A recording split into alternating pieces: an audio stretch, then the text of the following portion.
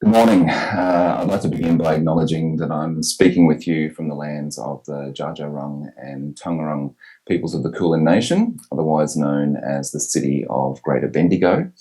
And I pay my respect to their elders past and present and acknowledge their continuing connection to and care of this country. I also recognise that their sovereignty has never been ceded. In sharing this morning on that topic, the distance that government has traversed to strengthen social cohesion and some of the possible obstacles impeding further progress, I want to just make a very clear connection to acknowledgement of country and our unresolved history as a settler colonial nation in which First Peoples continue to struggle for treaty and self-determination. For millennia, in fact, prior to colonisation and the lie of terra nullius, hundreds of nations and language groups thrived on this land. Hundreds of nations were living in relative harmony with each other and their environment. They were negotiating and trading across a vast continent, maintaining their diverse customs and language and culture, and developing international relationships. And all that was done seemingly without the need to conquer, to assimilate, or to colonise. And so it's evident that social cohesion existed long before it became a focus of contemporary government or even the topic of this conference. And in fact, social cohesion diminished significantly with colonisation and dispossession. Entire nations were wiped out, forced to flee, relocated, children removed, and all that was in the name of so-called civility. Multicultural and intercultural practice was alive and well, and suddenly monoculture became the order of the day. I'm not here to provide you with a history lesson, so please forgive me if I'm telling you what you already know, but I do want to draw that clear connection and understanding that we have much to learn from First Peoples, and that Western society has often sought to exert power and control rather than include, enrich, and seek belonging for people of all backgrounds. The move beyond assimilation, in terms of the current governments that we've had in this country for a couple of hundred years, has really been marked and assisted by a few key moments in history.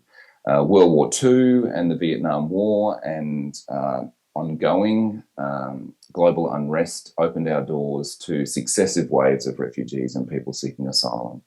There was the 1967 referendum to recognise Aboriginal and Torres Strait Islander people as part of the census, the Native Title Act of 1993, the National Apology to the Stolen Generations, legislated protections against hate speech, the recent Europe Justice Commission in Victoria.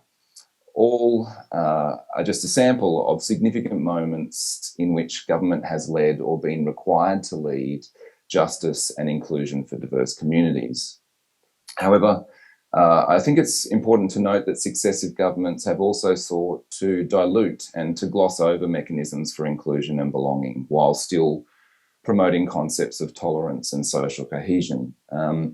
Harmony Day, in my opinion, is something of a branding exercise that occurs on the same day as the United Nations International Day for the Elimination of Racial Discrimination.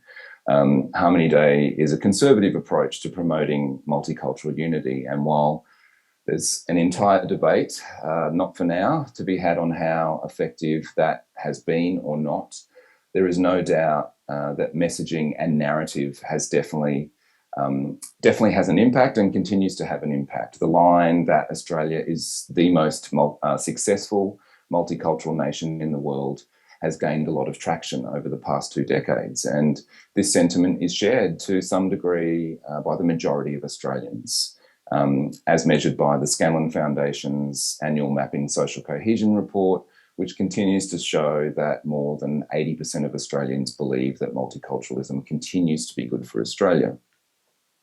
And when it comes to the work of migration and settlement and its intersection with social cohesion, Australian governments are essentially guided by what's called the National Settlement Framework. And so that framework outlines at quite a high level the key roles for all 3 tiers of government at a federal, state and local level to ensure that people are able to settle effectively in Australia and have equal opportunity to participate in and contribute to social, cultural, economic and civic life. And so our work at Welcoming Australia has increasingly been focused on helping governments, key organisations and institutions to plan more effectively for migration and settlement, to develop clear frameworks and measures of success, and to advance communities where people of all backgrounds have equal opportunity to belong and to contribute and to thrive. A lot of our attention has focused on local governments, noting that of all tiers of government, they should most recognise and understand the nuance and the complexity of their communities. Local governments are often the most impacted of all tiers of government by the challenges of migration and settlement. And they're grappling with one of two quite disparate issues, either rapid population growth and growing cultural diversity, and trying to ensure effective planning and infrastructure and service delivery within that context, or the opposite essentially, which is population and economic decline, and how communities can increasingly attract and retain people for the benefit of their schools and their community services and businesses and the enrichment of their neighbourhoods. And so we support local governments to facilitate and coordinate that work in their communities, not necessarily as the service deliverer, but very much as the facilitator and the broker, with the capacity to bring all key stakeholders to the table to advance social cohesion and economic participation. And that's having significant success each and every day across this country in local government areas. There's some really simple, practical and effective work that is happening to advance welcoming and belonging for people of all backgrounds. The City of Greater Bendigo, where I'm presenting from today, is really a great example of that journey. Just quickly, in 2013, a very ordinary, simple, standard planning application was submitted by the Bendigo Islamic Association for the design and development of an Islamic community centre and mosque in the community. And to say that the application was met with a mixed community response is definitely understating it.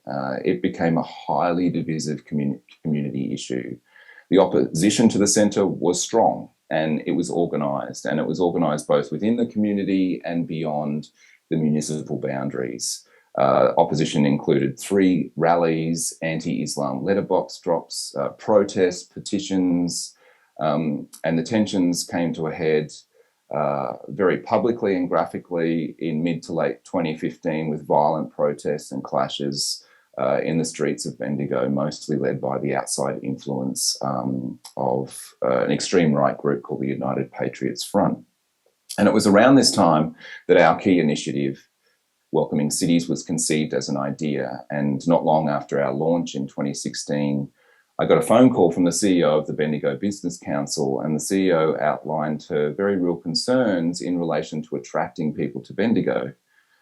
They needed people in Bendigo. They had jobs and they had schools and places, and they had a huge hospital development that they needed nurses and doctors and staff for. They knew that they couldn't recruit enough people nationally, and so they'd begun an international recruitment drive.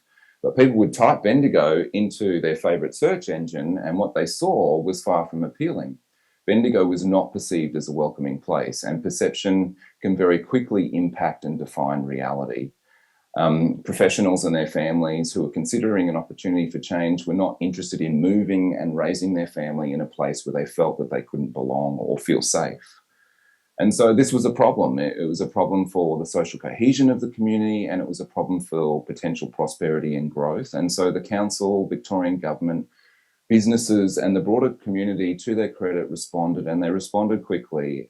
Initially, their focus was to some degree distracted. It was distracted by the loud and angry voices, but they very quickly turned their attention to the so-called middle. They realised that about 63% of Bendigo residents didn't have a strong opinion on the matter of multiculturalism. They didn't have a strong opinion on establishing a mosque.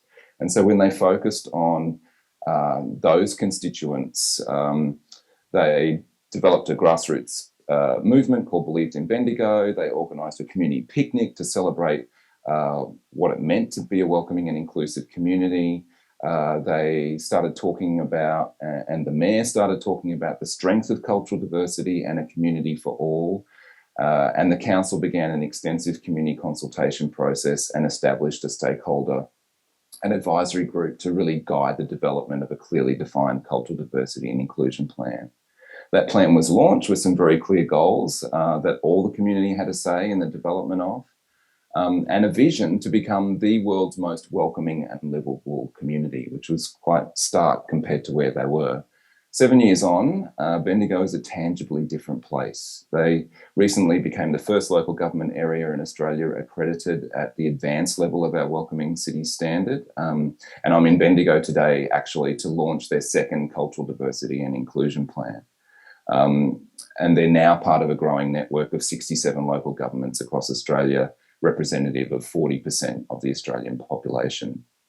The success of this work, like most things, begins with leadership. It begins with a willingness to lead with a posture of humility and valuing the inclusion and belonging of all people. It begins with all the things that Hugh talked about: a willingness to listen, a willingness to look inwards, a willingness to walk the talk, so to speak, and understanding how that impacts the people around us.